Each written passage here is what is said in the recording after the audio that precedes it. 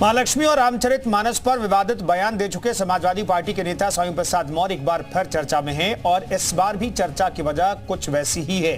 इस बार स्वामी प्रसाद मौर्य ने हिंदू धर्म को धोखा बताया है और उनका ये बयान एक कार्यक्रम के दौरान तब आया जब समाजवादी पार्टी की ब्राह्मण महासभा को बीते 24 घंटे भी नहीं हुए थे, जिसमें अखिलेश यादव ने अपने नेताओं को जाति और धर्म के नाम पर टिप्पणी नहीं करने की नसीहत दी थी।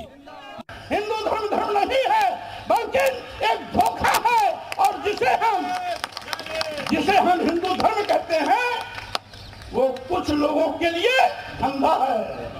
इन जहर बुझी पंक्तियों के आगे पीछे भले ही सफाई के चंद और शब्द थे, लेकिन उनके ये बोल लोगों के जहन में चिपक गए। हिंदू धर्म नहीं है बल्कि एक धोखा है और जिसे हम हिंदू धर्म कहते हैं वो कुछ लोगों के लिए धंधा है। मौर्य ने जो कुछ कहा उसका अंदाजा उन्हें बखूबी था। स्वामी प्रसाद मौर्य के बयान पर यूपी के डिप्टी सीएम केशव प्रसाद मौर्य ने हमला बोला है। उन्होंने कहा स्वामी प्रसाद की बुद्धि हर गई है।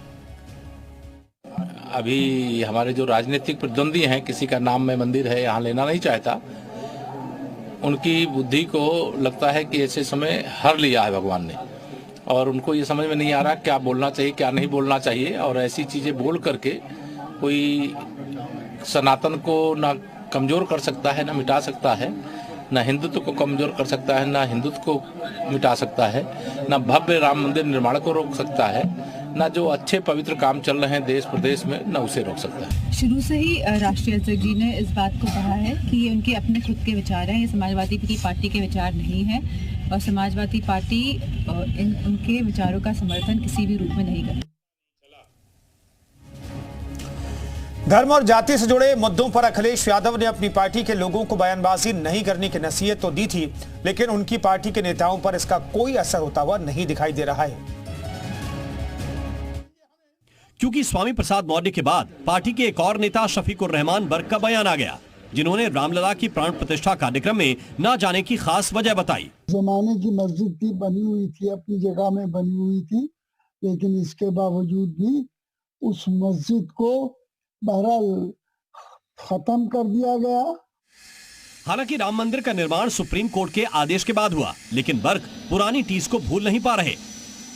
ये तो बिल्कुल कानून के खिलाफ है, इंसानियत के खिलाफ है, बहरहाल दुनिया की रिवायात के खिलाफ है।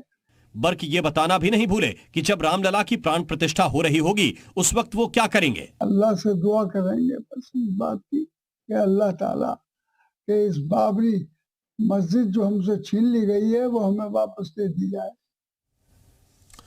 बर्क के बयान पर भी बवाल मच गया। कुछ सियासी प्रतिक्रियाएं आपको सुनाते हैं।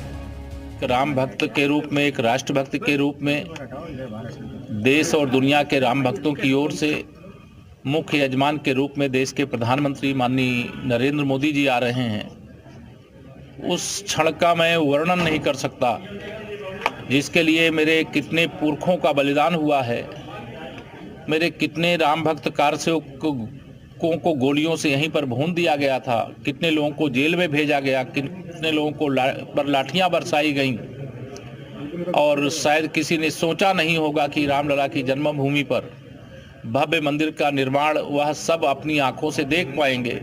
राम जी चाहता है कि हम सबके मन में राम बसे, जो उनका चरित्र है, जो उनका स्वभाव है, उन स्वभाव को हमको अपनाना है, उसको ग्रहण करना है और लगातार उसी पथ पे चलना है जिस पथ पे राम जी चले थे, जो सच्चाई का पथ है, जो ईमानदारी का पथ है, जो सबको मिलकर चलने का पथ है। तो मेरा मानना है कि सभी देशवासियों को राम जी को ग्रहण करने का सही समय है।